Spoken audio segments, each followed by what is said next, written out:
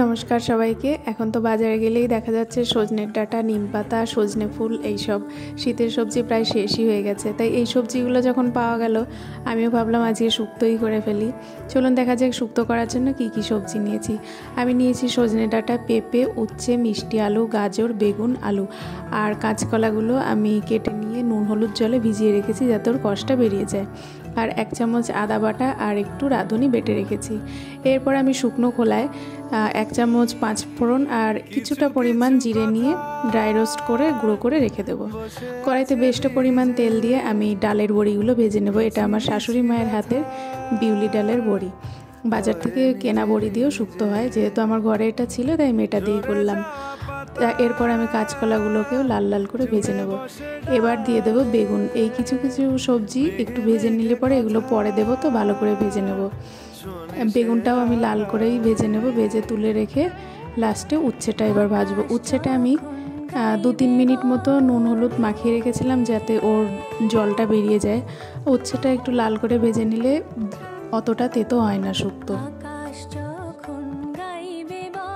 উচ্ছেটা তুলে রাখার পর যে তেলটা ছিল আমি আরও 1 চামচ তেল দিয়ে একটা শুকনো লঙ্কা, 2টো তেজপাতা আর 1 চামচ 5 ফোড়ন দিয়ে দিয়েছি। অনেকেই রাঁধুনি ফোড়ন দেয়, আমি শুধু 5 ফোড়নই ফোড়ন দিলাম। এবার বাকি সবজিগুলো সব দিয়ে দেব। দিয়ে এই সবজিগুলো আস্তে আস্তে আমি ভেজে নেব বেশ কিছুক্ষণ সময় ধরে। আর ঢাকা দিয়ে দিয়ে ভেজে নেব যাতে আমার 70% এখানেই কুক হয়ে যায়, সেদ্ধ হয়ে যায়। এবার আমি 1 চামচ নুন দিয়ে দেব। নুন দিয়ে আবার নাড়াচাড়া করে ঢেকে ঢেকে বেশ ভাজা ভাজা করে নেব।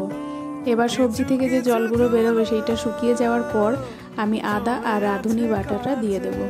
আদা রাঁধুনি বাটা দিয়েও আমি আবার 5 মিনিট ঢেকে কষিয়ে নেব যাতে আদা আর রাঁধুনির কাঁচা গন্ধটাও চলে যায়। আর রান্না করার সময় এই তেজপাতাগুলো ভীষণ ঝামেলা করে, তাই আমি উঠিয়ে রেখে দিলাম।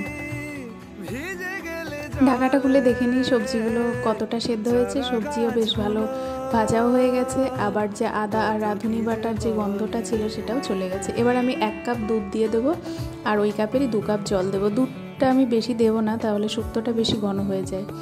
আবার ঢাকা দিয়ে 5 মিনিট রান্না করে নেব। আর বড়িটা আগেই দিয়ে দেবো যাতে বড়িটা খুব সুন্দরভাবে গলে যায়।